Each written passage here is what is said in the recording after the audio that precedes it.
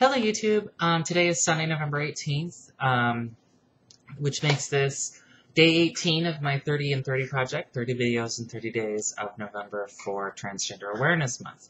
I know I missed yesterday's video, but I'm going to make that up later this week. So maybe Thursday or Friday, you'll get 2 videos. I don't want to break up the rhythm of the beginning part of this week. So I just got back from my very first Transgender Day of Remembrance event that I've ever gone to.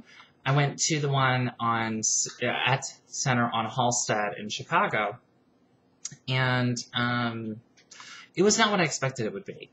At the beginning, well, when you first get there, there was a series of tables that had a bunch of information, which is really cool stuff.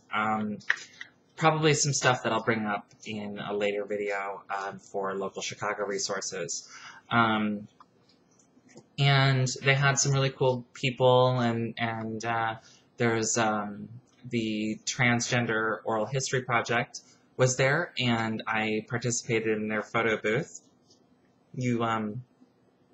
You could write a sign to, the theme was what I survived, so you create a sign and you get a picture taken with it, and I wrote frustration, confusion, shame, and fear. Those are all things which I survived. You know, in the grand scheme of things amongst trans people, that's not a lot, kind of the stuff everybody has to go through, and far more mild than a lot of people have to deal with, but it's what I survived. So I participated in that. That was cool. But then the event itself,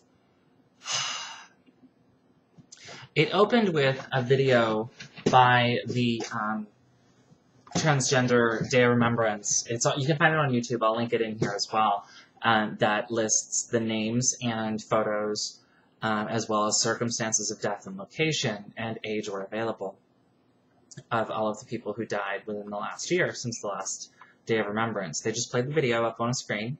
No reading or comment on it or anything like that. They just played it, and then they had an open speech time for people to you know, tell their story or tell a story of someone they know, or share a remembrance of someone who passed. And, you know, there were a couple of really poignant stories told by people who had lost someone or survived something that, you know, could have gotten them on the list. And then after that, it was kind of just this performance. And it was a lot, I mean, all of the performers were trans or trans-related, you know, trans-adjacent.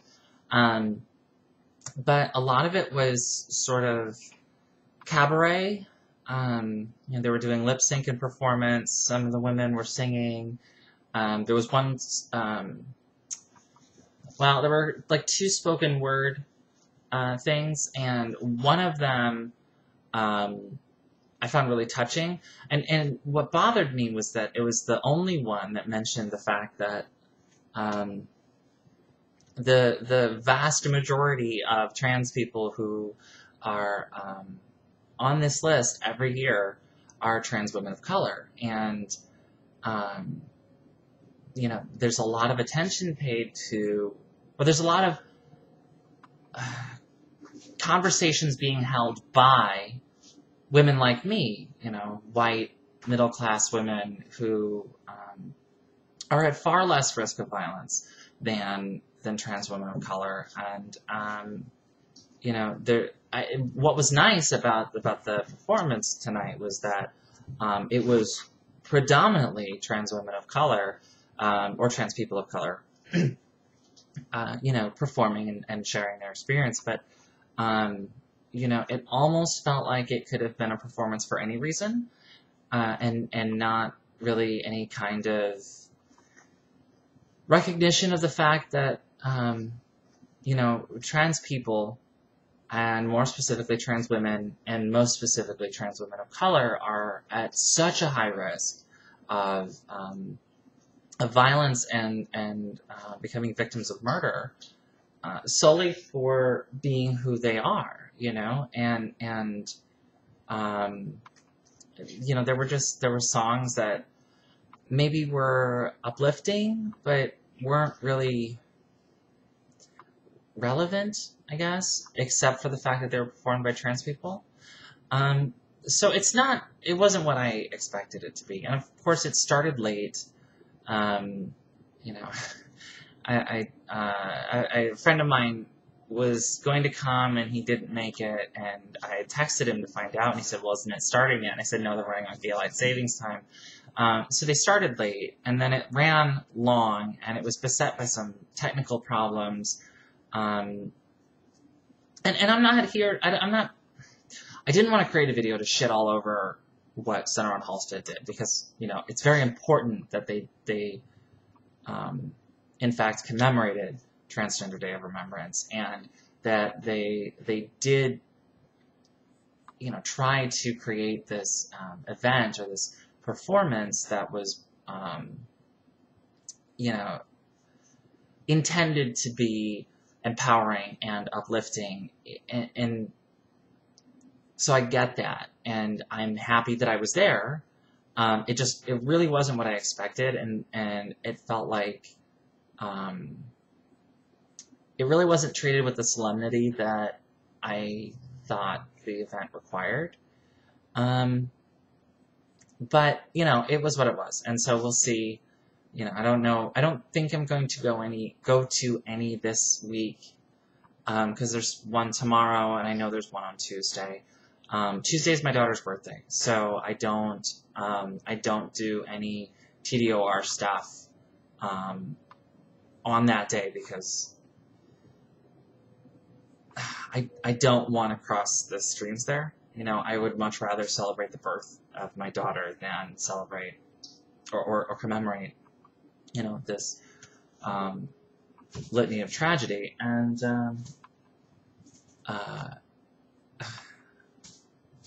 speaking of lack of solemnity, my dog is chasing a bug. I'm not going to go to another event this year. We'll see what happens next year. But that one spoken word piece was also a white woman, and she was the only one who had, who pointed out the fact of how it's always privileged white women who are being listened to and doing all of the talking. And I understand. I am another, middle-class white woman, doing all of the talking. But it's my channel, so, I can't help that part of it. But, I think it's important to keep in mind that there's a huge intersection of race with gender and non-normative gender, and an inordinate increase of risk once you reach that intersection. So, I think I would have liked to see more about that, but, they had a goal, and it was different from my expectations. It doesn't mean that they didn't meet their goal. I am absolutely glad that I went. It was actually kind of cool. I think that's the most trans people I've ever been around in person at one time. So it's nice to not be the odd one or the freak or, one of a small group of people who are different from the entire rest of the group. It was rather affirming, to see so many other trans men and women, all in one place, just celebrating the fact that they're there and that they're who they are and that they're not silent. So that was my experience tonight, and I just wanted to get it all out before I, got too distant from it and lost it. So come back.